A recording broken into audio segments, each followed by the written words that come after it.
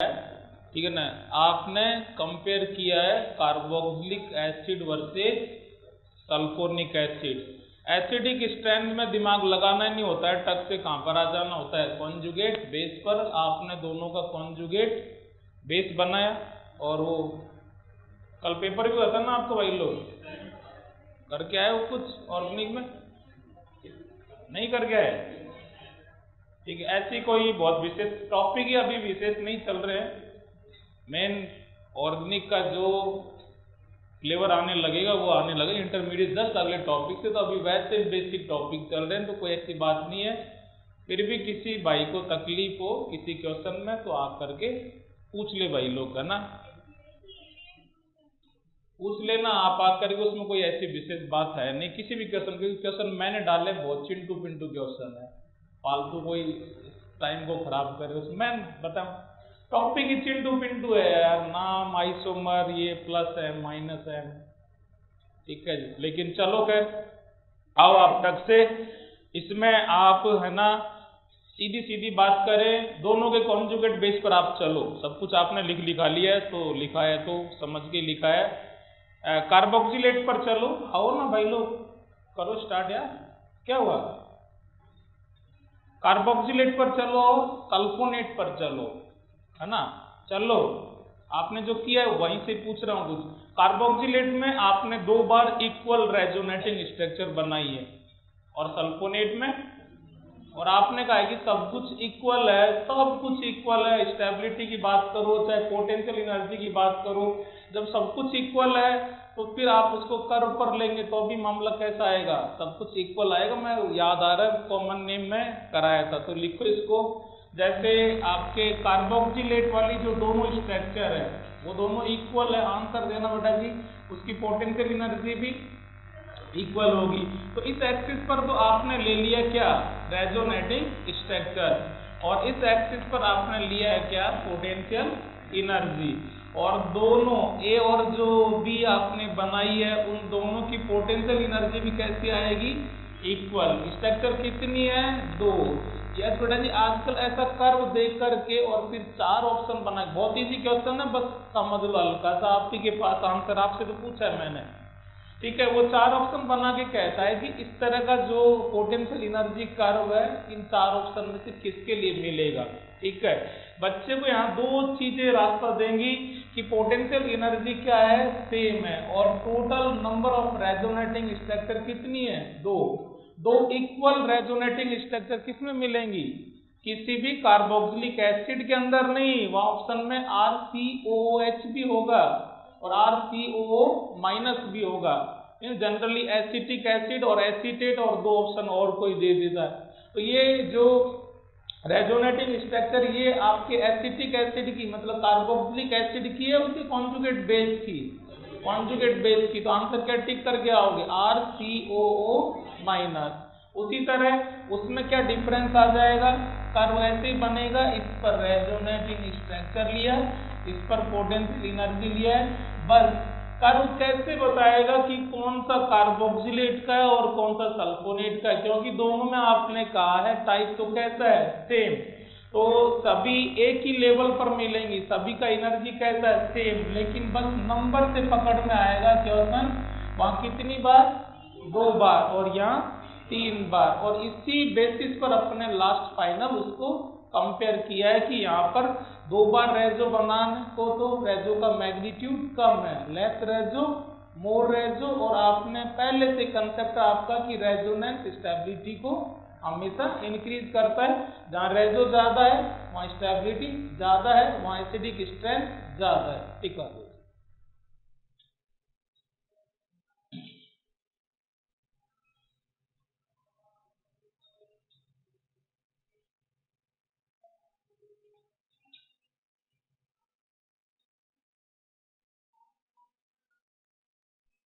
ठीक है भाई लोग, अब कुछ नोट लिख लेते हैं, वो धीरे धीरे प्रूव भी होंगे और कुछ जगह तो प्रूव हो भी चुके हैं।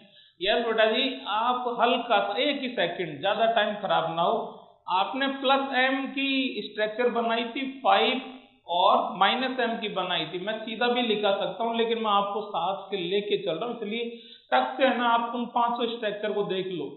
प्लस एम वाली 5, माइनस एम वाली 5 और यू कंपेरेटिव, मतलब एक साथ यूं पेज को यूं पकड़ के कंपेयर कर लो जल्दी से। उनको देखना है, उनको देख कर मैं कुछ पूछूंगा, वो अपना नोट बनेगा और क्वेश्चन में काम आएगा, इसलिए कह रहा हूं। बन गई। प्लस एम के अंदर देखो मैं कह रहा हूं ऑर्थो पैरा और फिर ऑर्थो पर नेगेटिव चार्ज आया है, और माइनस एम में देखो ऑर्थो पैरा और ऑर्थो पर पॉजिटिव चार्ज आया। उस दिन अपन ने खूब यहाँ ठहर के काम किया था। देखो बेटा जी, चाहे प्लस एम वाला ग्रुप लगाया और चाहे माइनस एम वाला लगाया, उसने चाहे तो पॉजिटिव चार्ज लेके आया, चाहे नेगेटिव लेके आया, चाहे उसने इलेक्ट्रॉन डेंसिटी को इंक्रीज किया, चाहे डिक्रीज किया, चाहे वो एक्टिवेटर है चाहे डीएक्टिवेटर है, कैसा भी है, लेकिन देखो दोनों ही कंडीशन में रेजोनेटिंग स्ट्रक्चर 5 को अच्छे से वहां देखा मेटा साइलेंट है। प्लस एम वाले ने मेटा को नहीं छेड़ा है, देख लो आप, और माइनस एम वाले ने भी मेटा को नहीं छेड़ा है। ठीक है जी, तो सुनना है अभी एक बार में, हम कह सकते हैं कि जो मीजोमेरिक है कोई से भी टाइप का हो, एम है ना, वो ओनली ऑर्थो और पैरा पर ही होता है, लेकिन मेटा पर ये एब्सेंट होता है। ठीक है कि नहीं, M is absent at Meta.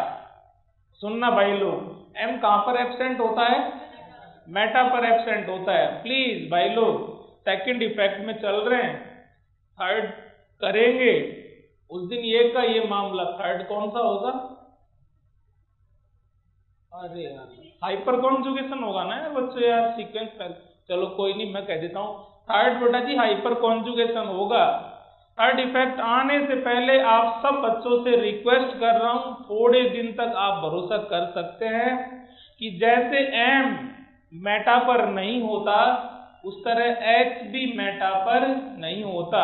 ठीक है जी, ये आप मान ले पहले से। ये इसलिए मनवा रहा हूं कि आपके दिमाग में कंसेप्ट होगा, तो जब हाइपर कॉन्जुगेशन चले तो आप खुद इस बात को सर्च करें कि यार टीचर ने बिना पढ़ाई लिखाई थी, चेक करे बात गलत थी या सही थी, तो थोड़ा सा आपका टॉपिक के लिए कंसंट्रेशन इंटरेस्ट बढ़ेगा। कहीं भी अच्छे से नोट करके दोनों लाइन लिखनी है, लिखो भाई लोग, अपनी लैंग्वेज में लिख लो टक से, और ये काम आएगी बार बार तो वैसे रिपीट हो जाएगी, क्वेश्चन में खूब काम लेंगे इन चीजों को। लिख लो बेटा जी, एम और एच, एम फॉर मीजोमेरिक जो चल रहा है, और एच फॉर हाइपर कॉन्जुगेशन जो थर्ड नंबर पर आएगा। एम और H only and only ortho para पर प्रेजेंट होते हैं, मेटा पर एब्सेंट होते हैं, ऐसे देख लो।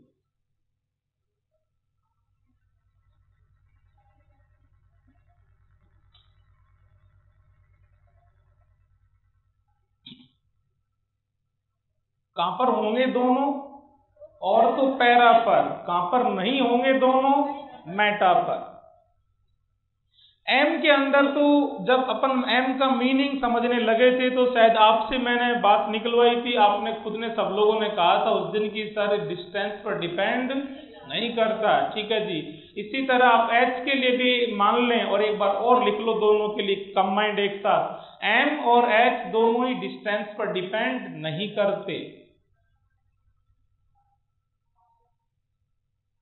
एम और एच दोनों ही डिस्टेंस पर डिपेंड नहीं करते। नोट के अंदर तीसरा पॉइंट लिख लो, ठीक है कि नहीं, ऑर्डर ऑफ पावर। जो ये चार इफेक्ट है ना, इनकी पावर का क्या ऑर्डर है, लिख लो भाई लोग, ऑर्डर ऑफ पावर। मैं कह रहा हूं एक बार मान लो, जब चारों इफेक्ट पढ़ लेंगे तो लास्ट में कंपेयर करके और इसको अपन रीजन ढूंढ लेंगे। सबसे पावरफुल इफेक्ट कौन सा होता है? एम। एम के बाद कौन होगा? एच। एच के बाद कौन होगा? आई। और एक कंसेप्ट तो आपके पास है ही बेटा जी, चार है, एक टेम्पररी है, तो टेम्पररी है तो उसका इफेक्ट वैसे ही सबसे कम होगा, सब जानते हो। इलेक्ट्रोमैग्नेटिक टेम्पररी है और ये तीन परमानेंट है। ठीक है जी, अभी आप एक बात मान करके इसको लिख ले, सबसे पावरफुल एम, उसके बाद एच, उसके बाद आई, और सबसे बाद में इलेक्ट्रोमैग्नेटिक। ठीक है जी, यस भाई लोग। अब आप रुके एक बार, इस एम और आई का कंसेप्ट काम आएगा, क्वेश्चन अभी चलेंगे, इसलिए कह रहा हूं, पहले ही तैयार कर रहा हूं बच्चे को। उस दिन भी मैंने कहा था आपसे, रीजन आपके पास केमिकल बॉन्डिंग में है, आप चाहोगे तो दे देंगे, लेकिन रीजन जाए बाद में, बस वो चीज आधा सेंटेंस से याद हो जाए। इन चारों में सबसे भारी कौन पड़ रहा है? M, सबसे पावरफुल, ठीक है कि नहीं? चारों से कौन जीतता है? M। I से भी कौन जीतेगा? M ही जीतेगा, ठीक है जी।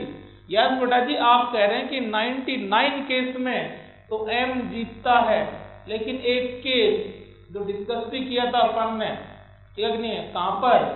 जब फॉर्मिक एसिड को मैं बेंजोइक एसिड से फाइट करवा रहा था, तब मैंने बोला था आप सबको आता है, जिन बच्चों को नहीं भी आता, रीजन केमिकल बॉन्डिंग में पूरा प्रॉपर मिलेगा। आप चाहेंगे मैं भी दे दूंगा, ओवरलैपिंग का छोटा सी बात है, लेकिन जो बात आप सबके दिमाग में बैठनी चाहिए वो ये बैठनी चाहिए कि सबसे पावरफुल M है। हर केस में कौन जीतता है? M ही जीतता है, लेकिन बस एक केस में ये हार जाता है। किस केस में? हैलोजन के केस में, ठीक है जी। नोट कैसे लिखेंगे सुनना कि 99 केस में M जीतता है, लेकिन हैलोजन के केस में M I से हार जाता है। 99 केस में M wins over I, but in case of halogen I wins over M। तो थोड़ा सा अपने हिसाब से लिख लो, जैसे लिख लो बेटा जी। 99 केस में 99 केस में कौन जीतता है? M जीतता है। 99 केस में M जीतता है, लेकिन हैलोजन के केस में, in case of halogen I wins over M, लेकिन हैलोजन के केस में M से I जीत जाता है, I ज्यादा डोमिनेट कर जाता है, ज्यादा पावरफुल हो जाता है, ठीक है जी। रीजन लिख लो, VBT के अंदर इसका रीजन है, ठीक है भाई लोग, इसके अंदर रीजन है VBT में valence bond, sorry covalent bond वाला पढ़ोगे तब जा करके वहां पर इसका रीजन है, आप याद रख लो तो ठीक है। यस बेटा जी, प्लस M माइनस M, ठीक है। स्ट्रक्चर बनाई, उनमें से जो चीजें अपन उठा सकते थे उठा करके नोट लिख लिए, अप्लाई करना स्टार्ट किया। पहली एप्लीकेशन अपन ने एसिडिक स्ट्रेंथ स्टार्ट की है, वहां पहला क्वेश्चन अभी किया है carboxylic acid versus sulphonic acid, ठीक है जी। अब अपन सेकंड नंबर करके, और सेकंड नंबर पर फाइट करवा रहे हैं किसकी? फिनॉल की। चलो भाई, और आपको पता है काम सारा आपसे ही चलना है, तो फिर आप आ जाओ सबसे भाई।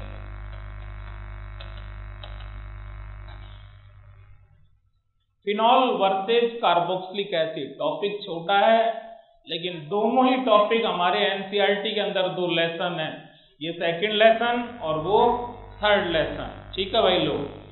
ये आपका पेज नंबर लिख सकते हैं, एनसीईआरटी हो तो खोल करके रख भी लो, इतने पर है, ये आपको हमने बता ही रखा है उस दिन से, खूब बहुत पहले से। Page number 381। अब बात मानने का आपको फायदा बताऊं, ठीक है, कोई मैं बड़ा ही नहीं मार रहा, लेकिन जिस बच्चे ने ऑनेस्टली, हमने जब पेज 381 का है खोला है, तो कम से कम बता रहा हूं अब तक 381 पेज 3 या 4 बार अपन डिस्कस कर चुके हैं। कॉमन नेम में मैंने जिक्र किया था, IUPAC में किया था, कल परसों कर ही रहे थे आज, ठीक है कि नहीं? ऐसे ही इन लाइंस पर ध्यान जाता है और चीजें बनती है भाई। यस बेटा जी, दोनों को एसिडिक स्ट्रेंथ में कॉम्पीट करवा रहे हो, टक से बिना किसी से पूछे आप H हटा के इसका कॉन्जुगेट बेस बना लो, उसका कॉन्जुगेट बेस बना लो, बनाओ, पूरा सब्जेक्टिव करना है भाई लोग। यहाँ से एक चीज बनेगी, सीधी बात कर बेटा जी, अपने रेजोनेंस के टाइप चल रहे हैं, उसमें अपन इक्विवेलेंट चेक कर चुके, नॉन इक्विवेलेंट देखने को मिलेगा, इसलिए आप बना लो भाई लोग। यस, अपना डायलॉग होता है बेटा जी, फोन से जुड़ी है बेबी H होती है, सेकंड नंबर का है तो ज्यादा कहने की जरूरत ही नहीं। यहाँ से ये वाली H आपको किस फॉर्म में मिलेगी? In form of acidic H, ठीक है जी। और जैसे ही तो इसका क्या बन जाएगा? Conjugate base. कॉन्जुगेट बेस का नाम भी लिखना बेटा जी, क्योंकि जब आप एनसीईआरटी पढ़ोगे तो ये वर्ड आपको पढ़ने को मिलेगा। देखो बेटा जी, बेंजीन ऑल्सो कॉल्ड फीन, और फीन पर कौन है? ऑक्साइड, तो इसको लिख दो फीन ऑक्साइड, लिख दो भाई लोग। और इसका तो वो चल ही आ रहा है, यस, बोलो भाई लोग, लिखा करो, बोला करो, तो जितना बोलोगे चीजें उतना ही अच्छी लगने लगेगी। कार्बोक्सिलेट, कार्बोक्सिलेट, ठीक है। यस बेटा जी, इसके अंदर वो तो अपन ने बना ही लिया, अभी अभी कर्व पर लिया है, 2 इक्वल रेजोनेटिंग स्ट्रक्चर बनेगी। थोड़ा सा काम जल्दी से यहाँ कर लो, ठीक है। यस 5 स्ट्रक्चर बनेगी इसकी, है ना।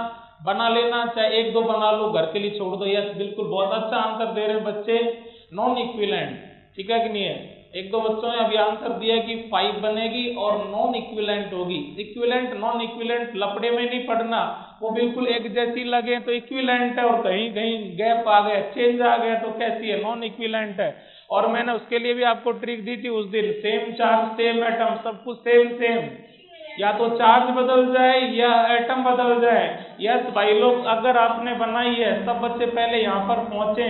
फिनॉल, फिनॉल का कॉन्जुगेट बेस फिनॉक्साइड, कॉन्जुगेशन नजर आ रहा है क्या?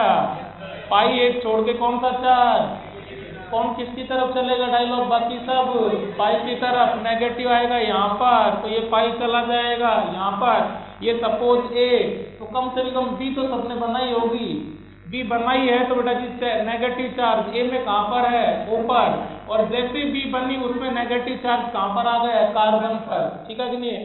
कभी चार्ज ओ पर और कभी चार्ज सी पर। और यस बेटा जी, यहाँ बनाओगे तो वापस इसकी जो बी बनेगी उसमें चार्ज ओ से कहाँ पर आएगा, ऊपर। क्या हो रहा है, ठीक है। टॉपिक का नाम देखो, इसलिए मैं जीओसी मना करता हूँ बेटा जी, नहीं मेरी कोई जीओसी से लड़ाई नहीं है। टॉपिक का नाम बच्चे ने हेडिंग किया इलेक्ट्रॉनिक डिस्प्लेसमेंट। कहीं पर इलेक्ट्रॉनिक डिस्प्लेसमेंट ज्यादा होगा तो उसका इफेक्ट ज्यादा आएगा, और जहां इलेक्ट्रॉन इधर उधर कम होंगे तो उसका इफेक्ट कम आएगा, ठीक ना। इधर देखो बेटा जी, ये नेगेटिव चार्ज इलेक्ट्रॉन कहां पर थे, ओ के वैलेंस सेल में, और वापस ये ट्रांसफर होते होते कहां चले गए हैं, ओ के ही वैलेंस सेल में। यस, यहाँ पर कहां थे, ओ के वैलेंस सेल में, और कहां चले गए, सी के वैलेंस सेल में। ये बात भी मैं बता चुका हूं और दोनों में कंपेयर करके ये बात लिखा भी चुका हूं। एक एग्जांपल दिया था, ओ से ओ का मतलब इसी फ्लोर के एक रूम से दूसरे रूम में जाना, और एक ओ से सी का मतलब इस फ्लोर से दूसरी फ्लोर पर जाना, ठीक है। कहां पर अपन को इजी रहेगा, इसी फ्लोर पर एक्सचेंज, ठीक है जी। ओ जिस एनर्जी वाले ऑर्बिटल में था उसी एनर्जी वाले ऑर्बिटल में गया है। जिन दो ऑर्बिटल के बीच, जिन दो कमरों के बीच एक्सचेंज हो रहा है वो एक ही फ्लोर पर है, इन एक्सचेंज बहुत इजीली होगा, बहुत इफेक्टिवली होगा। और यहाँ पर ऑर्बिटल बदल चुके हैं, एटम ही बदल गया, उनका ऑर्बिटल का जो एनर्जी लेवल है वो बदल चुका है। तो यस बेटा जी, यहाँ पर क्या होता है, इलेक्ट्रॉन कंप्लीट ट्रांसफर, आपने उस दिन कहा है मीजोमेरिक में, कंप्लीट ट्रांसफर का मीनिंग एक सेल से उठकर दूसरे सेल में कंप्लीट जाता है। जिन सेल के बीच में एक्सचेंज हो रहा है उन सेल का एनर्जी लेवल कैसा है, इस बात पर इसका एक्सचेंज, ठीक है कि नहीं, डिपेंड करता है, ठीक है जी। तो यहाँ पर ट्रांसफर ज्यादा इफेक्टिवली होगा, इसका इफेक्ट, इसकी पावर ज्यादा आएगी और इसका इफेक्ट कम आएगा, ठीक है जी। यस, ए और बी आप कंपेयर करोगे तो 100% इक्वल मिलेंगी ना। यह चार्ज ऊपर नेगेटिव और ये नेगेटिव बी में कहां पर मिलेगा, सी पर।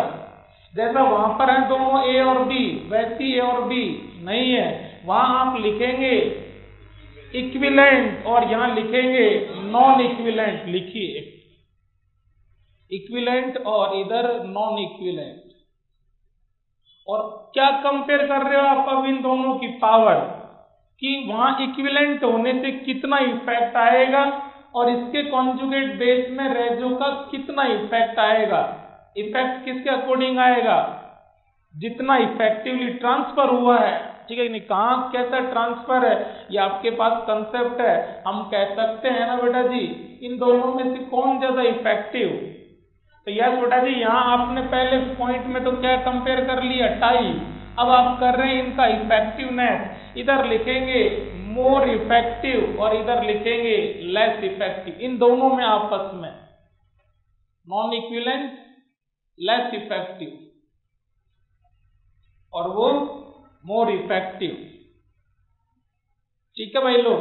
यस, आपका टारगेट क्या है, दोनों की एसिडिक स्ट्रेंथ को कंपेयर करना, वो किस पर डिपेंड करती है? कॉन्जुगेट बेस की स्टेबिलिटी पर। हमें ये मालूम चल जाए कि किसका कॉन्जुगेट बेस कितना स्टेबल है, एसिडिक स्ट्रेंथ अपने आप आ जाएगी। ठीक है, हम दोनों की कॉन्जुगेट बेस बनाने लगे। ऐसा हो सकता था किसी में रेजो होता ही ना और किसी में रेजो होता, वैसे कंपेयर हो जाता। ठीक है जी, सही है। अब जब दोनों में रेजो हो, उसी दिन मैं लिखा चुका हूं, जब दोनों साइड रेजो प्रेजेंट हो तो फैक्टर आपके पास होता है पहला तो रेजो का टाइप, कि यहाँ किस टाइप का है और यहाँ किस टाइप का, और अगर टाइप भी सेम हो तो फिर आप कहते हैं कि कितना कितना है। फर्स्ट फैक्टर इज टाइप और सेकंड फैक्टर इज मैग्नीट्यूड। ठीक है जी, यस। यहाँ पर कौन चेंज हो चुका है? टाइप। तो यहाँ किससे कंपैरिजन हो जाएगा? टाइप से ही। यहाँ किस टाइप का, यहाँ किस टाइप का, कौन ज्यादा इफेक्ट डालेगा? यानी एक इस कॉन्जुगेट बेस के पास क्या लिखोगे? मोर स्टेबल, और इसके पास क्या लिखोगे? Less stable. लिख दो। ज्यादा स्टेबल कौन? कार्बोक्सिलेट या फिनॉक्साइड? कार्बोक्सिलेट। क्यों? कार्बोक्सिलेट को स्टेबलाइज कर रहा है कौन से टाइप का? इक्विवेलेंट। और फिनॉक्साइड को ज्यादा स्टेबल कौन करेगा? इक्विवेलेंट। तो एसिडिक स्ट्रेंथ आपको मिल चुका है, कौन ज्यादा एसिडिक है? ठीक है कि नहीं? फिनॉल के बजाय कौन ज्यादा एसिडिक है? कार्बोक्सिलिक। यह आपका इस पेज नंबर पर पूरा सब्जेक्टिव एनसीईआरटी ने एक्सप्लेनेशन कर रखा है, पूरा का पूरा। एनसीईआरटी एकदम बिल्कुल डॉट इसी पेज पर मिलेगा। ठीक है, घर से चेक कर लेना, कोई बात नहीं है। ठीक है भाई लोग। तो यस बेटा जी, हमने क्या चीज चुराई है यहाँ से? हमने यहाँ से चीज चुराई है कि नॉन इक्विवेलेंट के बजाय कौन ज्यादा इफेक्टिव होता है? इक्विवेलेंट। उसको थोड़ा सा बॉक्स में नोट करके और लिख लो। Equivalent reso is more effective, equivalent reso is more effective than non equivalent.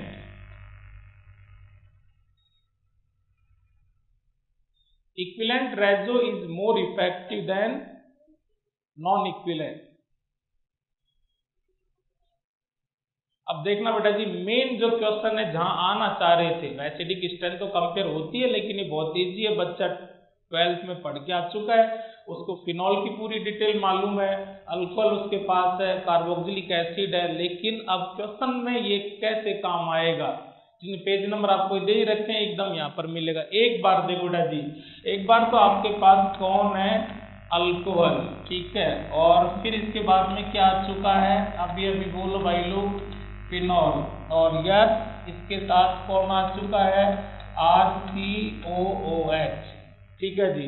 तीनों की एसिडिक स्ट्रेंथ की बात करें तो इसके कॉन्जुगेट बेस को बनाओगे आप, तो इसके कॉन्जुगेट बेस के पास रेजो एब्सेंट है, यहाँ दोनों में रेजो प्रेजेंट है। रेजो वाले इसका कॉन्जुगेट बेस बना ही लो। 1 मिनट। यस बेटा जी, क्या कहा था अपन ने? एल्कोक्साइड। बना लो मेरे साथ साथ सब लोग इसी तरह से। इसको थोड़ा सा यू बना लो, उसमें यू दिखने लगेगा।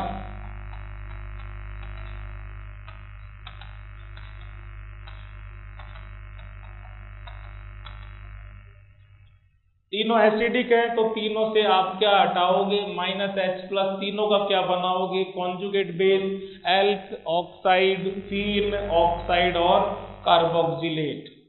एल्कोक्साइड के पास आप लिख देंगे क्या? रेजो एब्सेंट। फिनॉक्साइड के पास वापस लिख दो, अभी अभी लिख के आए हो, नॉन इक्विवेलेंट रेजो।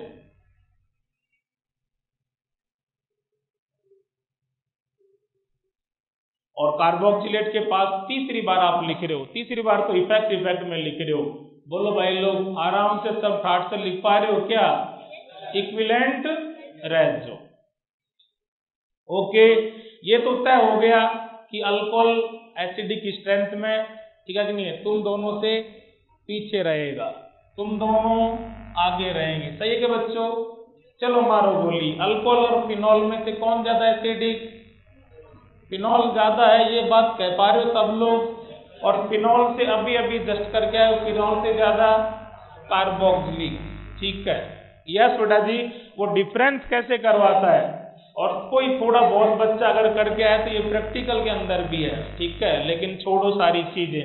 इसकी आप रिएक्शन करवाते हो, सुनना भाई लोग ध्यान से, सुन पाओ तो। आपके पास पेज नंबर इसीलिए है कि आप बात चेक भी कर सकते हो, क्रॉस वेरीफाई कर सकते हो गलत सही।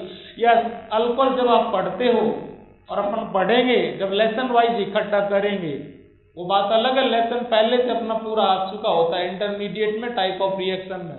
अल्कोहल लेसन की जब रिएक्शन इकट्ठी करते हैं तो आपसे पहले भी आप पढ़ के आए कितने टाइप की, 4 टाइप की, ठीक है, सुनते जाना भाई लोग। एक तो आप बॉन्ड तोड़ते थे OH के बीच का, OH के बीच का टूटता है तो H कभी लुटती नहीं है H+। आप कहते थे ये वो रिएक्शन है जिनमें अल्कोहल H+ देता है, एसिड की तरह बिहेव करता है, एसिडिक कैरेक्टर ऑफ अल्कोहल, ठीक है जी। और फिर आप दूसरा बॉन्ड तोड़ते थे ये C और O के बीच, C और O के बीच O लुटेरी, OH बॉन्ड लेकर के जाता था, OH- इज न्यूक्लियोफाइल, थोड़ा फास्ट बोल रहा हूँ पकड़ना, न्यूक्लियोफाइल जाने लगता है तो न्यूक्लियोफाइल की जगह न्यूक्लियोफाइल आने लगता है, SN रिएक्शन। SN के मेनली 2 ही टाइप मिलते हैं यहाँ पर, SN1 या SN2। एक रिएक्शन में SN1 ल्यूकास रिएजेंट वाली के अंदर, ठीक है कि नहीं है, कंसंट्रेट HCl और एनहाइड्रस ZnCl2। बाकी 3 रिएक्शन बहुत फेमस कॉमन रिएक्शन है, PCl3 PCl5 SOCl2, ठीक है जी। PCl3 के साथ SN2, PCl5 और SOCl2 के साथ SN2 भी मिलती है, और साथ में SN का एक टाइप वहीं भी मिलता है, 2 जगह ही मिलता है मात्र, SNI, ठीक है। PCl5 में लो टेम्परेचर करता है, हाई टेम्परेचर पर SN2, लो टेम्परेचर पर SNI। और SOCl2 नेम रिएक्शन है, डार्जन रिएक्शन, ठीक है कि नहीं है, वहां जनरली पायरिडीन मतलब बेस होता है, बेस हो तो SN2, बेस ना हो तो SNI, ठीक है जी। तीसरी रिएक्शन थी कि जिसमें OH भी पार्टिसिपेट करे, R भी करे, कुछ कार्बन से और कुछ यहाँ से, OH और H दोनों का जाना, -H2O हट रहा है, -E रिएक्शन, और E हमारे टाइप की कितनी थी, E1 E2 E1CB, उसमें से भी कौन सी थी, E1। आप कहते हैं यहाँ पर कैटलाइज कौन होता है, कैटलिस्ट, एसिड H+। अगर एलिमिनेशन रिएक्शन में कैटलिस्ट H+ है तो श्योर है केवल कौन सी रिएक्शन होती है, E1। केवल कौन सी रिएक्शन होती है, E1, कार्बोकैटायन बन करके। टेम्परेचर भी फिक्स है यार भाई लोग, कैसे बोल रहे हो, 170 डिग्री सेंटीग्रेड फिक्स होता है, टेम्परेचर बदलते प्रोडक्ट बदल जाता है। 170 पर अल्कीन बनती है एचजेफ रूल लगा करके, और 140 पर ईथर बनने लगती है, ठीक है जी।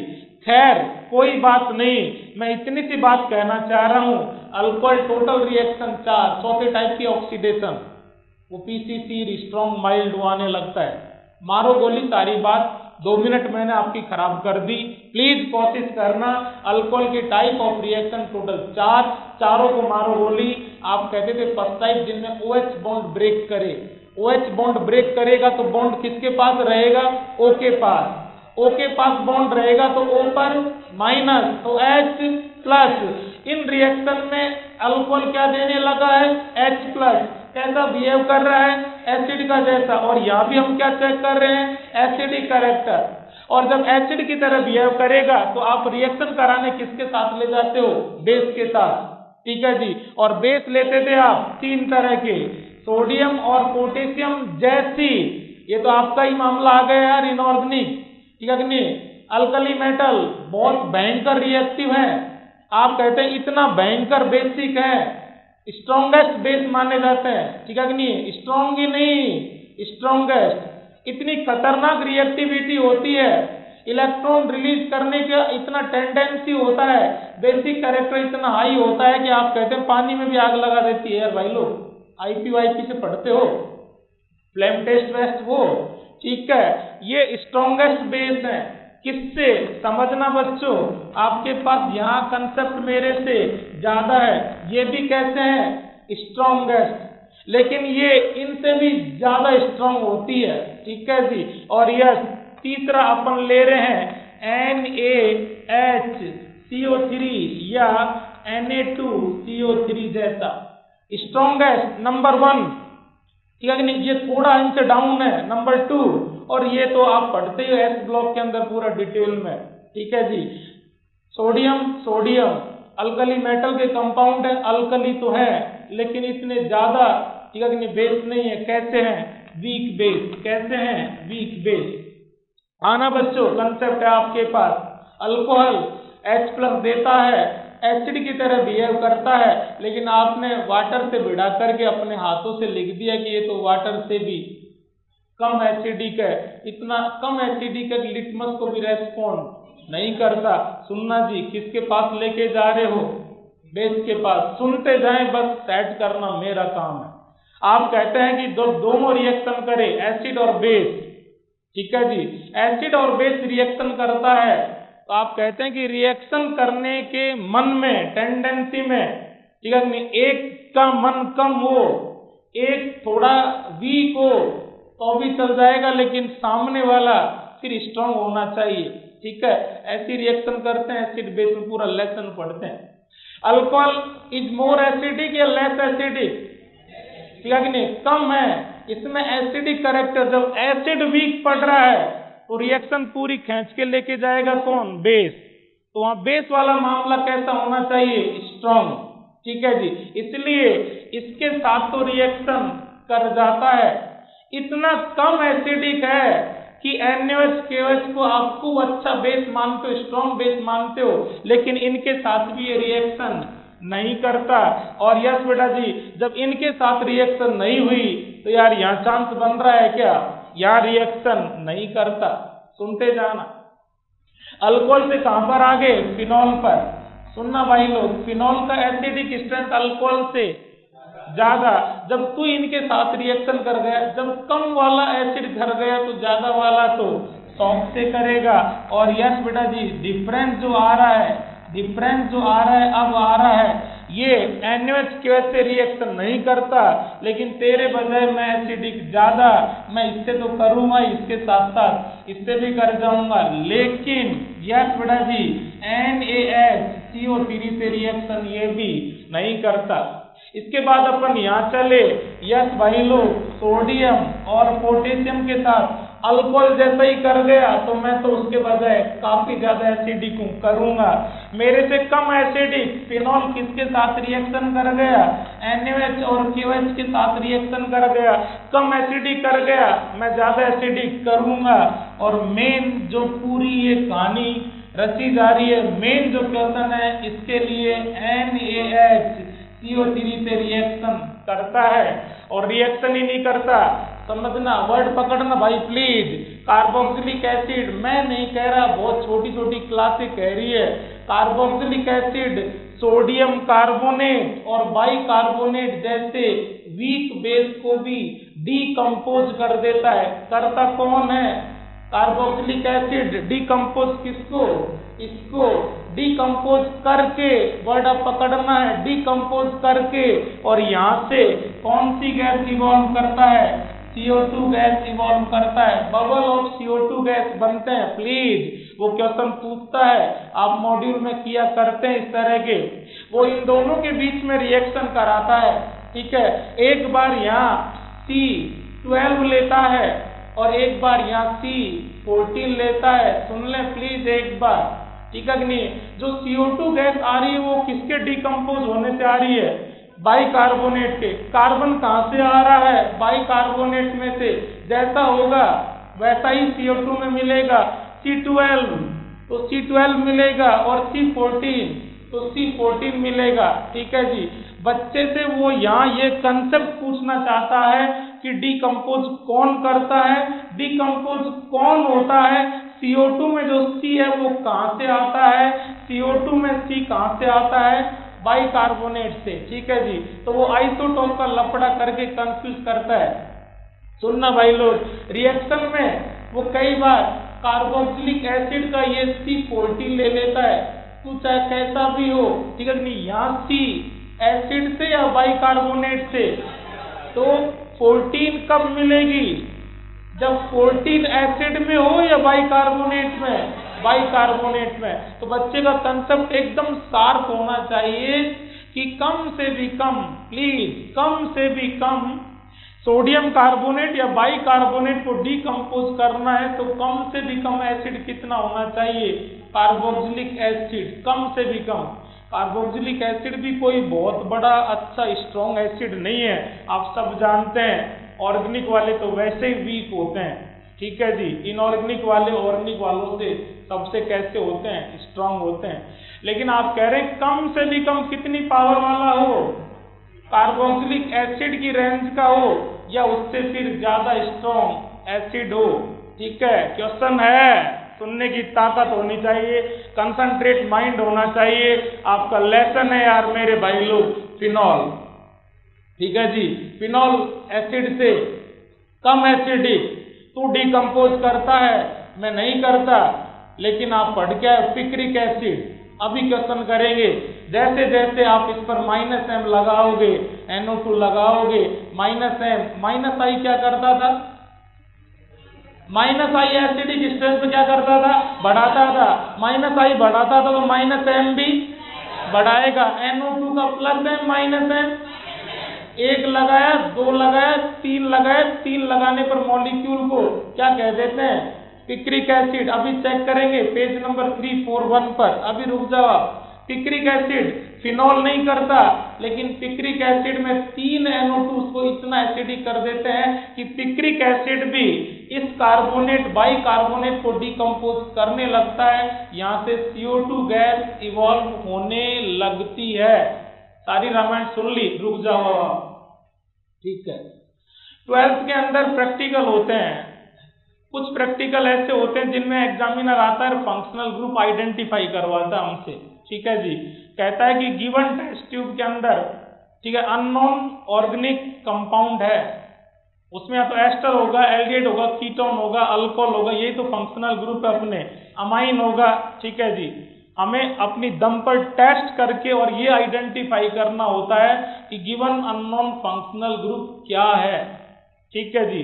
वो हमसे सीधा सीधा कहता है कि मैंने, ठीक है, आपको टेस्ट ट्यूब के अंदर काम दिया है कि COOH इज प्रेजेंट और एब्सेंट। सबसे सिंपल टेस्ट होता है कार्बोक्सिलिक एसिड का। हम टेस्ट ट्यूब वो दी गई है, हमें चेक करना है COOH इज एब्सेंट और प्रेजेंट। हमारे लैब स्टैंड पर सारे के सारे रिएजेंट केमिकल हमें दिए होते हैं। बच्चे के पास कंसेप्ट था, इसी थ्योरी को बच्चे ने उठाया, सोडियम बाइकार्बोनेट 2-4 ड्रॉप वहां पर उसने उसमें डाल दिए।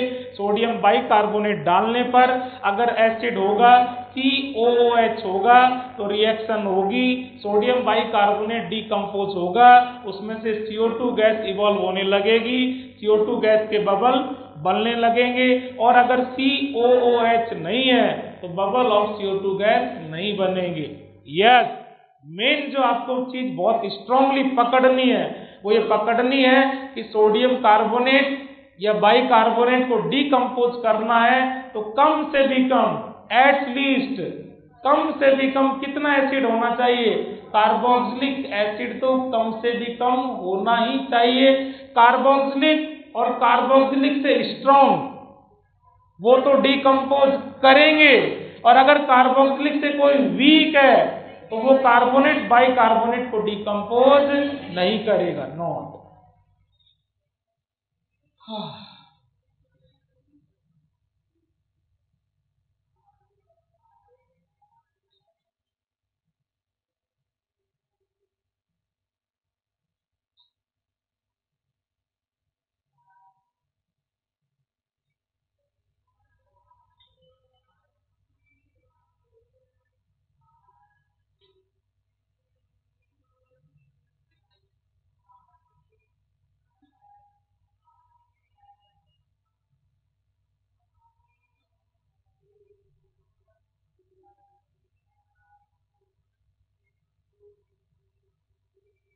ठीक है भाई लोग, अगली चीज वापस रिपीट कर देता हूं, दिमाग में बिठा के रखनी है, नोट करेंगे। जो CO2 गैस आएगी, जो CO2 गैस आएगी उसमें जो कार्बन आ रहा है वो फ्रॉम एसिड या फ्रॉम बाइकार्बोनेट, ठीक है, नोट भाई लोग, नोट। क्या लिख रहे हैं आप, ओनली कार्बोक्सिलिक एसिड और इससे मोर एसिड, ठीक है, only carboxylic acid, only carboxylic acid and stronger than carboxylic acid, दो ही टाइप के, only carboxylic acid and stronger than carboxylic acid can decompose sodium carbonate and sodium bicarbonate. कौन कौन decompose कर सकते हैं? ओनली कार्बोक्सिलिक एसिड या इससे ज्यादा stronger and more stronger than carboxylic acid can decompose carbonate and bicarbonate. Note के second point में आप ये क्लियर कट बताना चाह रहे हैं कि जो CO2 है वो कहां से आती है, तो बता दो बेटा जी। यस, लिख दो बेटा जी। CO2 molecule comes from bicarbonate.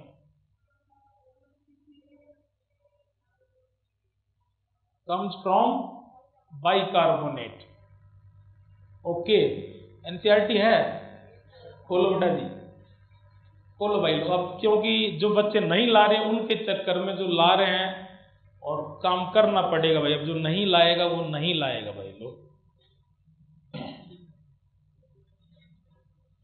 क्योंकि लोग भगवान को भी नहीं मानते। तो मैं तो इंसान ही हूँ, 100% फॉलोअर किसी के नहीं होते। तो भाई जो नहीं मानता वो नहीं मानता। अब भगवान ना करके कोई यूं थोड़ी भगवान धरती पर आएगा और यूं उसकी कॉलर पकड़ के कहेगा कि तुम मुझे भगवान क्यों नहीं मानता। नहीं मानता, नहीं मानता, ठीक है ना भाई लोग। एग्जाम के बाद मानने लग जाएगा, सीधा सा वक्त इलाज है सबका, कोई दिक्कत नहीं। लिखो बेटा जी, वो देखो पेज नंबर 335 पर। यस बेटा जी, फर्स्ट टाइप अल्कोहल की रिएक्शन है वहां पर, और फर्स्ट टाइप रिएक्शन उसने खुद ने हेडिंग कर रखा है, reactions due to cleavage of OH bond, ऐसा देख लो आप, ठीक है। और उसके अंदर उसने देखो रिएक्शन सोडियम पोटेशियम जैसी मेटल से करा के और आगे बढ़ गया। उसने NaOH के साथ या NaHCO3 के साथ रिएक्शन नहीं करवाई है। मिल रहा है क्या? वहीं पर आपको फिनॉल की रिएक्शन भी मिलेगी, फिनॉल का फर्स्ट कैरेक्टर, ठीक है ना। फिनॉल का फर्स्ट कैरेक्टर देखोगे उसने कंबाइंड दिया है, अपन अलग अलग करेंगे। फिनॉल का फर्स्ट कैरेक्टर देखोगे बेटा जी, फिनॉल अल्कोहल सोडियम पोटेशियम के साथ ही रिएक्ट हो रहा है, लेकिन फिनॉल की रिएक्शन में देखोगे तो वो Na के साथ साथ NaOH के साथ भी रिएक्ट हो रहा है। एनसीईआरटी को मेरे भाई बड़े इंटरेस्ट से देखना, ये भी एक ठीक है नहीं टेक्निक है। चीजें बहुत छोटी, आता ही बहुत छोटा छोटा, लेकिन वो छोटी छोटी चीजें एकदम शार्प होकर के बच्चा क्वेश्चन आए कंफ्यूज ना हो, एकदम कॉन्फिडेंस से उस क्वेश्चन को पढ़े, यही वहां जरूरी होता है। हो गया? अब आप तक से फास्ट निकलो बेटा जी, पेज नंबर 381 पर। मैं कह रहा हूं क्या पता मैं मेरी मन से रामायण गा रहा हूं, एनसीईआरटी में है ही नहीं, चेक करो आप पेज नंबर 381 पर। और 381 पर देखो ये चीजें मिलेंगी आपको।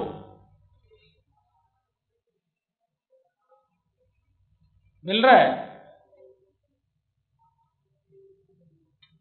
सोडियम कार्बोनेट बाइकार्बोनेट वाला जिक्र वहां पर मिलेगा आपको।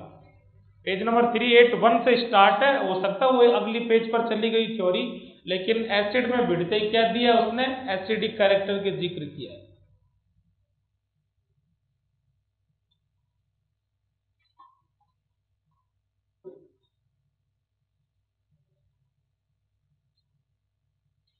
मिल गया बच्चों? ठीक है। CO2 गैस का रिलीज होना, सोडियम कार्बोनेट बाइकार्बोनेट का डिकम्पोज होना, ठीक है भाई लोग। यस बेटा जी, आओ आप आगे नोट्स में। एसिडिक स्ट्रेंथ के लिए अपन कह सकते हैं क्या कि -m और -I के साथ डायरेक्ट प्रोपोर्शनल, और +m और +I के साथ इनवर्सली प्रोपोर्शनल। लिख लो भाई।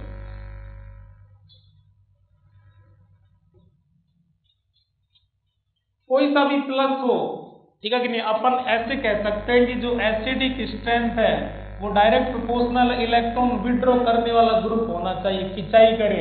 इलेक्ट्रॉन विड्रॉइंग ग्रुप के डायरेक्ट प्रोपोर्शनल, और देने वाला नहीं है, डोनेट वाला नहीं होना चाहिए, इलेक्ट्रॉन डोनेटिंग के इनवर्सली प्रोपोर्शनल।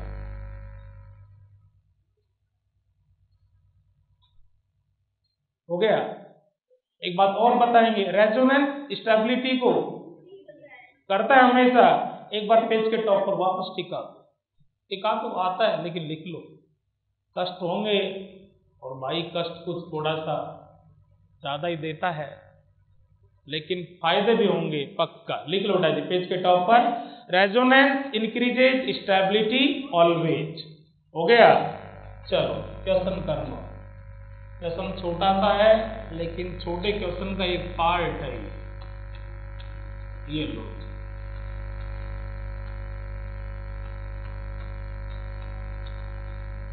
दोनों का एसिडिक स्ट्रेंथ कंपेयर करना है।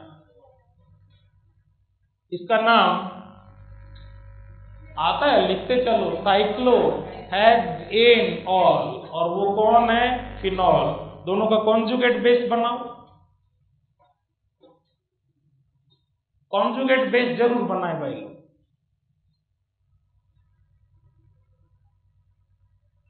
बहुत सिंपल सी बात है। इसके कॉन्जुगेट बेस में रेजो लिखते भी चलो, रेजो एब्सेंट और वहां पर रेजो प्रेजेंट। तो यहां डिफरेंस केवल किससे हो गया? कहां रेजो नहीं है और कहां रेजो है। आपने अभी अभी पेज के टॉप पर अपने हाथों से लिखा है कि रेजो होने से स्टेबिलिटी ज्यादा, तो इसके कॉन्जुगेट बेस की रेजो के कारण स्टेबिलिटी ज्यादा, इसके कॉन्जुगेट बेस की reso absent stability less, less stable less acidic, more stable more acidic. सही है बच्चों? हाँ, अगला क्वेश्चन करते हैं बच्चों, चलें? यस भाई, क्वेश्चन 5 स्टार क्या आपके लिए तो 51 स्टार क्वेश्चन है। पेज नंबर भी दे देते हैं फिनॉल का, पेज नंबर 341। ठीक है, एक बार कर लेते हैं, फिर एनसीईआरटी से चेक कर लेंगे। लिखो बेटा, ऑप्शन ए और पूछा हुआ क्वेश्चन है एग्जाम के अंदर भाई। Option B,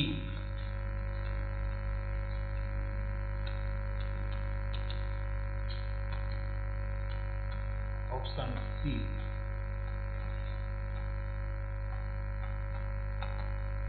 option D,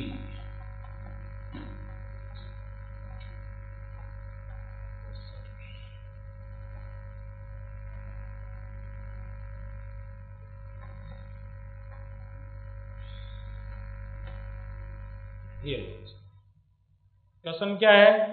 acidic strength के हिसाब से कंपेयर करना है। जचाओ और फाइट में लाओ। कुछ चीजें बहुत इजीली सेट हो जाती है, उनको वैसे ही तक से सेट किया करो। ठीक है, ए बी सी डी 4 के अंदर कॉन्जुगेट बेस में रेजो होगा, रिंग का वाला मामला है। ई के कॉन्जुगेट बेस में अभी भी आपने किया है, रेजो नहीं है, तो निश्चित ई सबसे पीछे जाएगा। ठीक है भाई लोग? इसके बाद में यस, ए बी सी और डी, इनके अंदर अगर अपन देखें तो कॉमन क्या है? कॉमन है बेटा जी बेंजीन रिंग और OH। ठीक है, डिफरेंस किससे हो रहा है? NO2 से। ठीक है भाई लोग? यस भाई लोग, एक एक को चेक कर लेते हैं। बना लिया? मिलके चेक कर लेते हैं, आ जाओ बना करके। आओ बच्चों, ए पर आओ। यस बेटा जी, ए का आई कैसा होता है आप बताते जाओ, पूरा रिवीजन चलता चलेगा। ए का आई माइनस लिख सकते हैं बेटा जी, माइनस आई, और एम बोलो ना, माइनस एम। ओके, बाद में देखेंगे क्या करेगा एसिडिक स्ट्रेंथ पर। यस बेटा जी, NO2 का माइनस आई और माइनस एम होगा, नहीं होगा माइनस एम? मेरा माइनस एम तो होता है, लेकिन मुझे कहां पर लगा दिया, इसीलिए आज आते ही सबसे पहले ये कहा है कहां पर प्रेजेंट, कहां पर एब्सेंट। OH के रेस्पेक्ट में कहां पर है? पैरा पर। OH के रेस्पेक्ट में कहां पर है? ऑर्थो पर। यस बेटा जी, ऑर्थो पर माइनस एम लगेगा। सही है क्या? यस बेटा जी, OH के रेस्पेक्ट में कहां पर चला है बेटा जी? बोलना चाहिए मेटा पर। मेटा पर। यस भाई लोग, बच्चा एक बात को कह सकता है, बी कॉन्फिडेंट कि माइनस एम क्या होगा, 0। सही है क्या बच्चों? केवल कहाँ पर प्रेजेंट होते हैं, और तो और पैरा पर। साथ रहें, लिखना भी बाद में एक बार आप, क्योंकि छोटा मोटा क्वेश्चन नहीं है, एग्जाम का पूछा क्वेश्चन है, एनसीईआरटी में बहुत ज्यादा डिस्कस करके दे रखा है, और आपके ये केमिकल बॉन्डिंग के अंदर भी आता है। जब आप हाइड्रोजन बॉन्ड पढ़ते हो, दोनों का टाइप पढ़ते हो, तो उसके बाद आप कहते हैं कि बॉन्डिंग का मेन इफेक्ट किस पर आता है, बॉइलिंग पॉइंट बहुत अच्छे से चेक करते हैं। प्लीज 2 क्वेश्चन चलेंगे यहाँ पर, एक तो एसिडिक स्ट्रेंथ का और एक बॉइलिंग पॉइंट का। बने रहे बच्चों यार, OH OH ही, इसमें कुछ भी नहीं है। इन सबके अगर अंदर बात करें 1 2 3 4 5, तो लास्ट रैंक एसिडिक स्ट्रेंथ के हिसाब से 5th रैंक पर कौन जाएगा, ई का टंटा खत्म। ठीक है जी, यस बेटा जी, देखना भाई लोग, डी भी फाइट से बाहर है। ठीक है, यहाँ क्या है, 2 माइनस है, यहाँ क्या है, 2 माइनस है। यहाँ पर बेटा जी माइनस एम तो नहीं होगा, लेकिन NO2 का माइनस आई तो होगा, क्योंकि माइनस आई प्लस आई तो ऐसा कहीं डिपेंड ही नहीं करते कि कहाँ पर होने से होगा, कहाँ पर, वो तो केवल किस पर डिपेंड करते हैं, डिस्टेंस पर। ठीक है कि नहीं है? कहीं भी है OH के रेस्पेक्ट में, पास है, दूर है, कहीं भी है, कम होगा ज्यादा होगा वो बाद में देखा जाएगा, लेकिन कुछ थोड़ा बहुत माइनस आई तो होगा कि नहीं होगा, होगा। यस बेटा जी, ये आपका C D A B C, इन तीनों के अंदर चाहे किसी में माइनस एम हो या किसी के अंदर माइनस आई हो, माइनस ग्रुप है। अभी अभी आपने लिखा acidic strength direct proportional with electron withdrawing group. Electron withdrawing group है, इलेक्ट्रॉन विड्रॉइंग ग्रुप है, इलेक्ट्रॉन विड्रॉइंग ग्रुप है। ये तीनों इलेक्ट्रॉन विड्रॉइंग ग्रुप के कारण डी से कहां पर आगे निकल जाएंगे। तो इन सबके अंदर कौन सी रैंक, 4th रैंक मुझे मिल जाएगी। सही है कि बच्चों? अब चलो जितना लिखना है लिखो टक से और आओ। अब फाइट में कौन है, A B C। ठीक है, ABC को फाइट कराएं। यस, तुम तीनों आगे, किसी को 1st रैंक मिलेगी, किसी को 2nd रैंक मिलेगी, किसी को 3rd रैंक मिलेगी। यस बेटा जी, यहां पर कौन काम कर रहा है, माइनस आई और माइनस एम। चेक करना बेटा जी, चेक करना बच्चों। यस, बोर्ड पर मेरे कहीं पर चारों इफेक्ट हैं, मेरे कहीं पर चारों इफेक्ट हैं, तो लास्ट में आप डिसाइड, जो मेरा सबसे पावरफुल है ना उसके बेस पर आता है। रिजल्ट सबसे ज्यादा पावरफुल डिसाइड करता है। आपने कहा है अभी अभी आज आते लिखा है ऑर्डर ऑफ पावर, इन दोनों में कौन ज्यादा भारी पड़ेगा, इसका माइनस आई या माइनस एम, माइनस एम। कौन सा केस है, NO2। गड़बड़ केवल कौन से केस में होती है, इन केस ऑफ हैलोजन। और आपने कहा 99 केस में कौन जीतता है, और हैलोजन का केस होता तो थोड़ा हम चौकन्ना होकर चेक करते। हम कह सकते हैं यहाँ पर कौन पावरफुल है, माइनस एम। किससे डिसाइड करेंगे, माइनस एम से। यस बेटा जी, यहाँ भी कौन जीतेगा, माइनस एम। ठीक है जी, कौन डिसाइड करेगा, माइनस एम। और यस बेटा जी, यहाँ पर माइनस एम है ही नहीं, कौन डिसाइड करेगा, माइनस आई। देखा जाएगा, इधर देखो बेटा, एक तो एसिडिक स्ट्रेंथ किससे इंक्रीज हो, माइनस एम से, और एक एसिडिक स्ट्रेंथ किससे इंक्रीज हो, माइनस आई से। ठीक है कि नहीं? ये तो तय है, माइनस एम का इफेक्ट, माइनस एम का इफेक्ट माइनस आई से। ठीक है, सी में इंक्रीज कर रहा है माइनस आई, और ए और बी में इंक्रीज कर रहे हैं माइनस एम। निश्चित है ए और बी का एसिडिक स्ट्रेंथ सी से ज्यादा होगा। ए बी सी में पीछे कौन रह गया, सी। कौन सी रैंक दे दो इसको, ठीक है नहीं, 3rd रैंक। सही है क्या बच्चों? अब फाइट चलेगी किसके बीच में, ए और बी के बीच में, देखा जाएगा। यस, ए और बी के बीच की फाइट को थोड़ा सा ढंग से और एक्टिव होकर के भाई लोग, ठीक है, क्योंकि कुछ लोग समझने की कोशिश नहीं करते हैं कि पहले से उन्होंने हथियार डाल रखे हैं। नीट मई में होगा, जून में होगा, लेकिन वो पहले अपनी हार मान चुके। अरे मैच खेलने से पहले अगला हार गया कि मैं इससे मैच नहीं जीत सकता, जीत ही नहीं सकते यार। पहले ही हथियार डाल दी कि मेरे समझ में नहीं आएगा तो नहीं आएगा, उसका दुनिया में फिर इलाज कहीं नहीं है भाई। चीज़ों से बहुत लड़ना पड़ता है, बहुत झगड़ना पड़ता है। कई बार एक बार में नहीं आता, दोबारा 3 बार, कोई किसी के पास कहीं नहीं है, ना किसी कोचिंग में जादू है, ना किसी टीचर के पास जादू है, लेकिन बच्चा अपनी दम पर लड़ झगड़ के और सिलेक्शन लेता है जी। टीचर का काम उसको थोड़ा रास्ता बताना, कंपैरिजन करना, देख बेटा ऐसा है, ये है, वो है, और वो जाम बैठा है।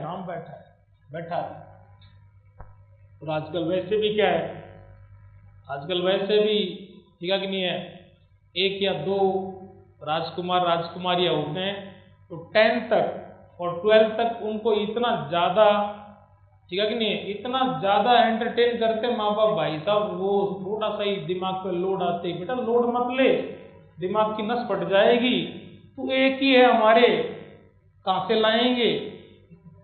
हाँ, ये भी लफड़ा है। अरे यार भाई लोग सुन रहे हो क्या? यस बेटा जी, कौन -m, कौन -m साइलेंट रहेगा। क्यों? क्योंकि आपने कह रखा है प्रेजेंट और प्रेजेंट। पैरा पर जितना लोचा ये पैरा पे रह के करेगा, उतना का उतना लोचा मेटा पे रह के करेगा। आपने कहा कि डिस्टेंस से डिपेंड होता ही नहीं है, ठीक है। -m से एसिडिक स्ट्रेंथ का मामला बराबर है, सही है क्या? अब इनमें आप कंपैरिजन केवल किसके बेसिस पे करेंगे? -i, ठीक है जी। यहाँ OH के रेस्पेक्ट में कहाँ पर रह रहे तू? पैरा पर। और यहाँ कहाँ पर रह रहे? कौन सा i? यहाँ भी कौन सा i? लेकिन यहाँ पास रह के खिंचाई करे और यहाँ दूर रह के खिंचाई करे। खिंचाई ज्यादा कहाँ से करेगा? पास से।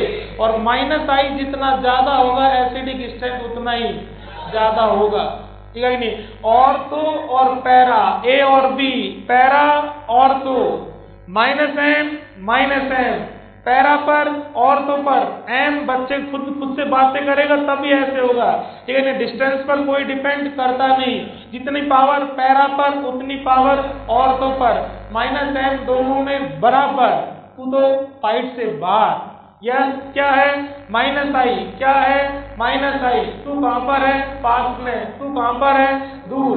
पास रह के खिंचाई ज्यादा, -i ज्यादा, एसिडिक स्ट्रेंथ ज्यादा। ऑर्थो और पैरा में से अब तक के कंसेप्ट से कौन जीत रहा है? हाँ, ऑर्थो और पैरा में लड़ाई -m के बेसिस पर -i, -m दोनों में बराबर। कंपैरिजन किससे करोगे?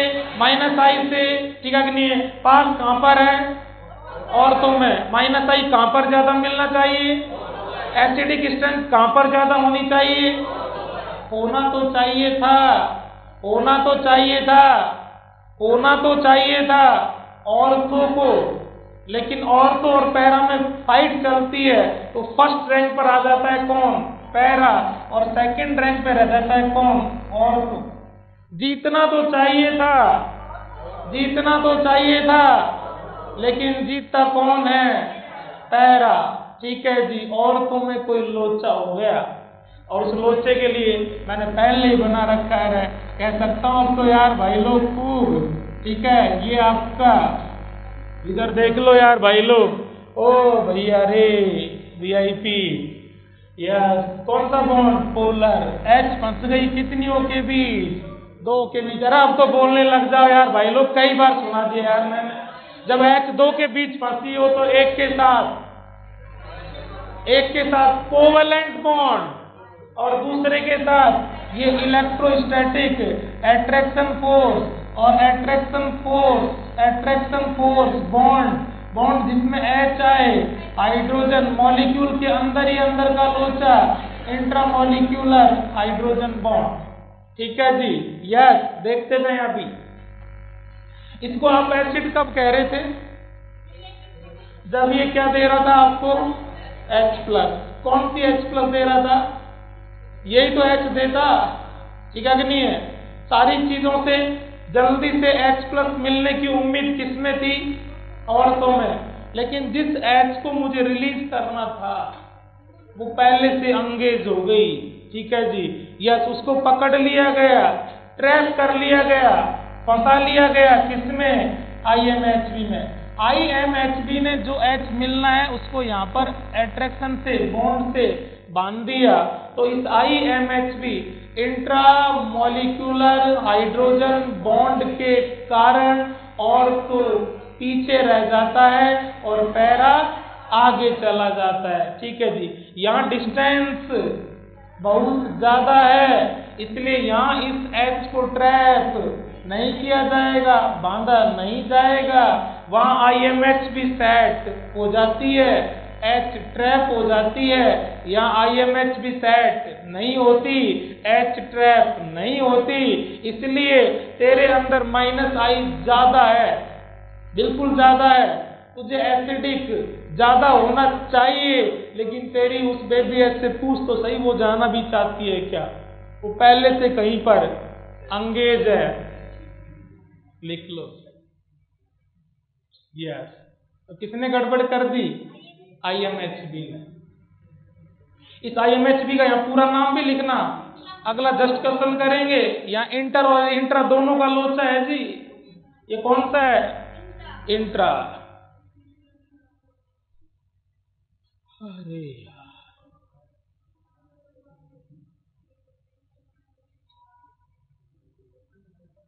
सुन रहे हो? ठीक है, होना किसको ज्यादा चाहिए था? होता कौन है? इसको सब्जेक्टिव क्वेश्चन के तौर पर वापस सॉल्व करते हैं। ठीक है जी, क्योंकि बेटा जी मुझे पता है ना, वहां बच्चा माइनस है -I ऐसे ऐसे करता है, ये चीज वो बच्चा दिमाग से जनरली आता है, भूल जाता है। आना नहीं है, वहां आई हुई चीज को काम लेना वो बड़ी बात है। इसलिए यहाँ जब ऑर्थो नाइट्रो पैरा नाइट्रो में कंपैरिजन चले तो H बॉन्डिंग भी दिमाग में होनी चाहिए। लिखो बेटा जी, लिखो, para nitrophenol is more acidic than, yes, para nitrophenol is more acidic, para nitrophenol is more acidic than ortho nitrophenol. ठीक है, why, give the reason, explain it, मतलब सब्जेक्टिव क्वेश्चन है। करो सब बच्चे भाई लोग, इसको करें, जरूर करें बच्चों।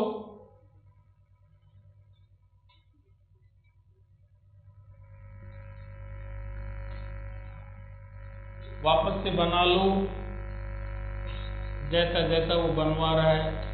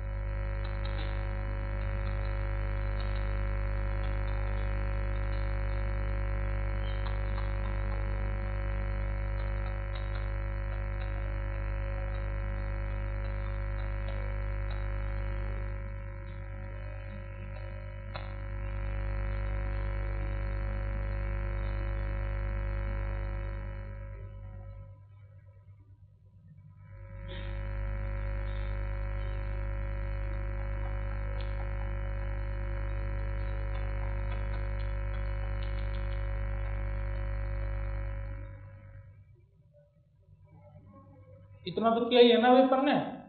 ऑर्थो में पास है ग्रुप, इंट्रासेट कर लेगा, पैरा में ग्रुप दूर है, इंट्रासेट नहीं करेगा। यहाँ कंपैरिजन है बेटा जी दो, एक तो कंपैरिजन है एसिडिक स्ट्रेंथ का और दूसरा कंपैरिजन है बॉइलिंग पॉइंट का। आपके लिए टॉपिक हल्का लग रहा होगा, लेकिन टॉपिक बहुत भारी इंपॉर्टेंट टॉपिक है। दोनों ही क्वेश्चन, ठीक है ना, आपके एसिडिक स्ट्रेंथ के भी और बॉइलिंग पॉइंट के भी क्वेश्चन एग्जाम में पूछे हुए क्वेश्चन है भाई, स्टेटमेंट बना के क्वेश्चन पूछे हुए। एसिडिक स्ट्रेंथ का कंपैरिजन तो आ रहा है, किसका ज्यादा? पैरा वाले का, ठीक है कि नहीं है? एसिडिक स्ट्रेंथ पैरा वाले का, सही है बच्चों। बॉइलिंग पॉइंट भी हो जाएगा, पैरा का ही ज्यादा आएगा। कैसे आएगा वो, उसके लिए थोड़ी आप हेल्प कर दो। एक बार काम रोक दो, काम रोक दो भाई, काम रोक दो बच्चों। यस, यहाँ पर आ जाओ, काम रोक के यहाँ जाओ, इधर 2 मिनट सुन लो यार, बाद में लिखना ही लिखना है। इंट्रा सेट होगी क्या? नहीं होगी। इंट्रा तो सेट नहीं होगा, समझना बच्चों। लेकिन मेरा ही दूसरा मॉलिक्यूल, एकदम सेपरेट मॉलिक्यूल मेरे पास आता है।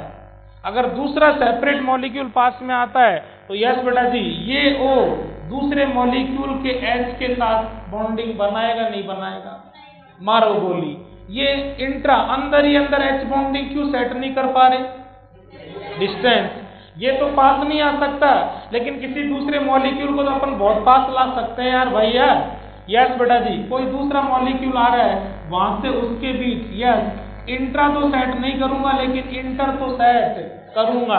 यस, मेरी H तेरे साथ तो सेट नहीं हो पा रही है, लेकिन जैसे कोई दूसरा मॉलिक्यूल, मेरा ही दूसरा मॉलिक्यूल आ रहा है, NO2 ग्रुप आ रहा है, तो उसके साथ मैं यहाँ क्या सेट कर दूंगा?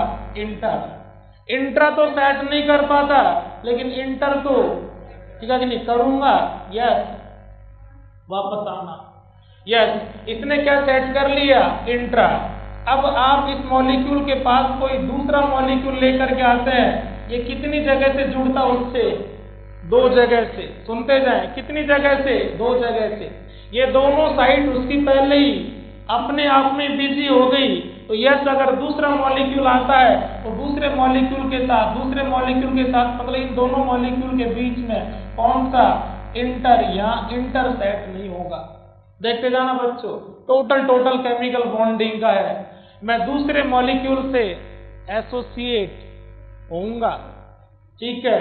मैं कितनी जगह से जुड़ता? 2 जगह से। वो दोनों जगह कहां पर बिजी हो गई? इंट्रा में। मैं अंदर ही अंदर बना बैठा, दोनों साइड अंदर ही अंदर सर्च हो गई।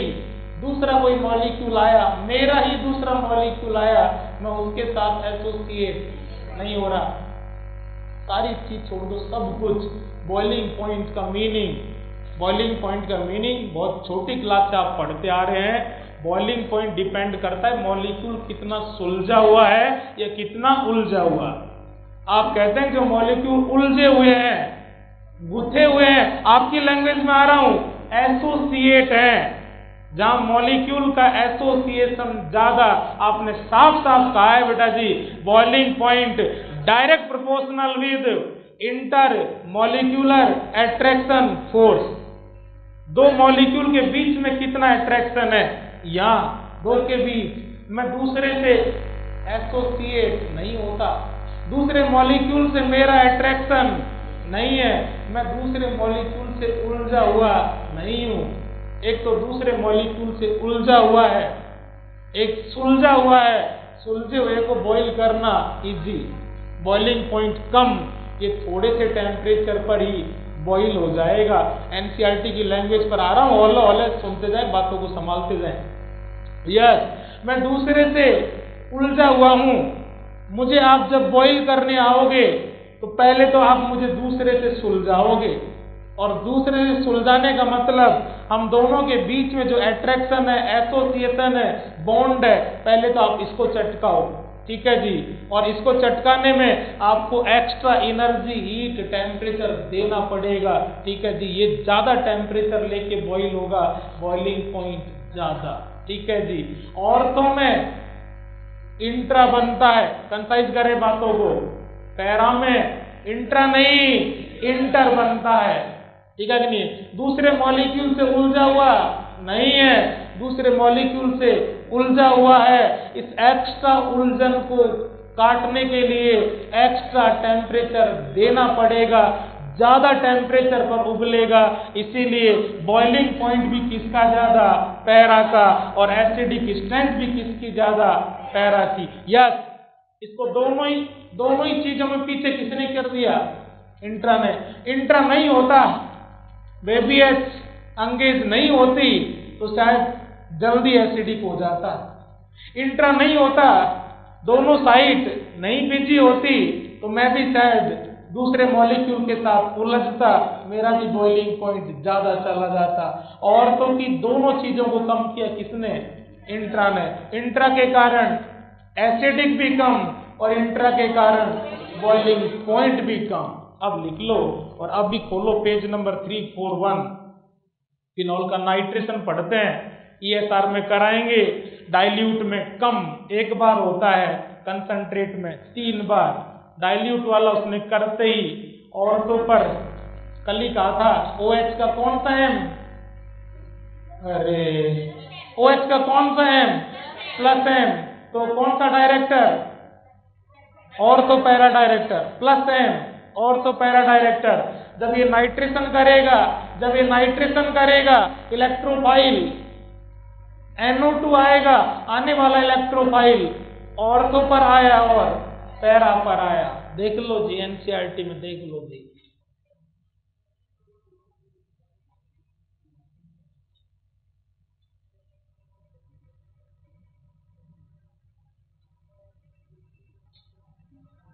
क्वेश्चन आया है, एनसीईआरटी की लाइन को उसने उठा के यू का यू सेंटेंस बनाए थे कि ऑर्थो नाइट्रोफिनॉल, पेंसिल हो हाथ में, खोपड़ा शार्प हो, कमर एक्टिव हो, पूरा मन हो, तब जाके सेट होती है मेरे भाई लोग।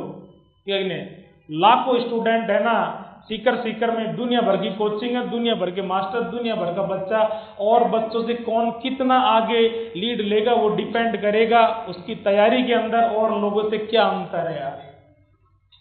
किसी का ये घमंड हो मैं इंटेलिजेंट हूं, इंटेलिजेंट ही है, आज हर आदमी इंटेलिजेंट है। पेंसिल साफ साफ कह रही है मेरे भाई लोग, चेक करो आप, ऑर्थो नाइट्रोफिनॉल और पैरा नाइट्रोफिनॉल को, ठीक है कि नहीं, सेपरेट कर सकते हैं। Ortho nitrophenol, para nitrophenol can be separated by steam distillation. Underline steam distillation word आया है, स्टीम डिस्टिलेशन। मतलब क्या है, मतलब बेटा जी थोड़ा बहुत आपको ऑर्गेनिक केमिस्ट्री में वो मेथड ऑफ सेपरेशन प्यूरिफिकेशन है, नेमिंग से जस्ट पहले 11th एनसीईआरटी में थोड़ा बहुत लास्ट में जरूर पढ़ाएंगे, क्योंकि कई बार एक क्वेश्चन वहां से भी आ जाता है। ठीक है नहीं, कौन सी लाइन से कौन से वर्ड से क्वेश्चन वहां से, इसलिए वो भी कराएंगे। स्टीम डिस्टिलेशन बहुत बेसिक सी बात है, ओनली डिस्टिलेशन सेपरेशन का सबसे इजी अप्रोच है। ठीक है कि नहीं, मतलब आप समझो स्टीम डिस्टिलेशन का मीनिंग क्या है, इन दोनों को सेपरेट करना बहुत इजी है, और बहुत इजी है इसका मीनिंग क्या है, इनके बॉइलिंग पॉइंट में डिफरेंस बहुत क्लियर कट है। ठीक है, और इनके बॉइलिंग पॉइंट में डिफरेंस क्लियर कट क्यों है वो नजर आ रहा है आपको यहाँ पर, कहीं पर इंट्रा है, कहीं पर इंटर है, कोई मॉलिक्यूल से उलझता है, कोई नहीं उलझता है, ये वो। इन दोनों को कंटेनर में लिया, दोनों एक जगह मिक्स हैं, दोनों को सिंपल कुछ नहीं करना, डिस्टिलेशन का मतलब हीट करना है, वार्म करना है। दोनों के बॉइलिंग पॉइंट में काफी अच्छा डिफरेंस है, किसका कम है, किसका कम है, अभी तक यही आंसर नहीं आ रहा, किसका कम है बेटा जी, ऑर्थो का।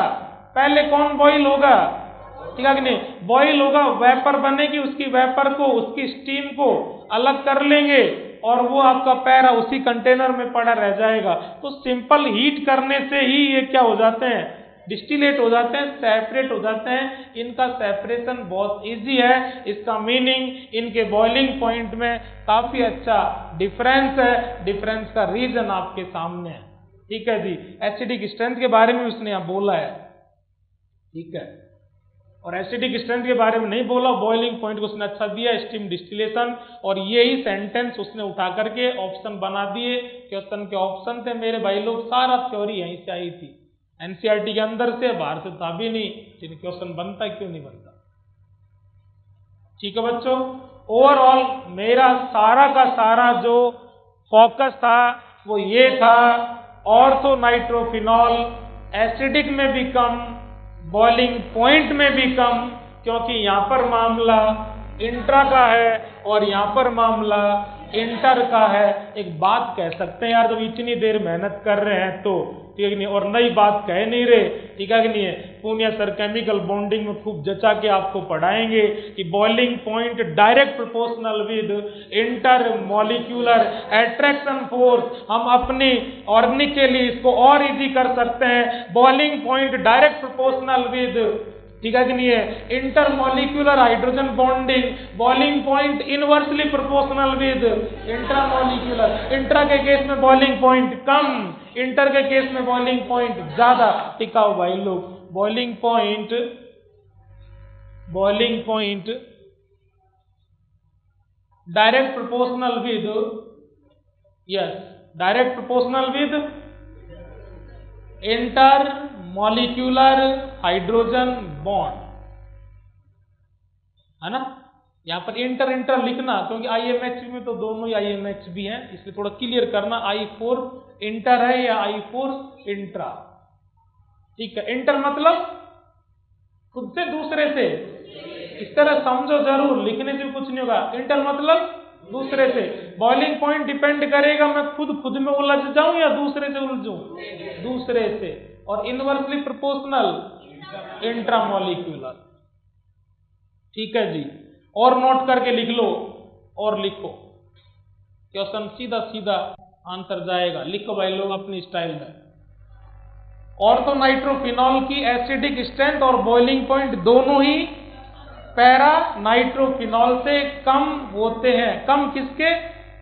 ऑर्थो के। ज्यादा किसके? लिख लो बेटा जी। ऑर्थो नाइट्रोफिनॉल की एसिडिक स्ट्रेंथ, ऑर्थो नाइट्रोफिनॉल की एसिडिक स्ट्रेंथ और बॉइलिंग पॉइंट दोनों ही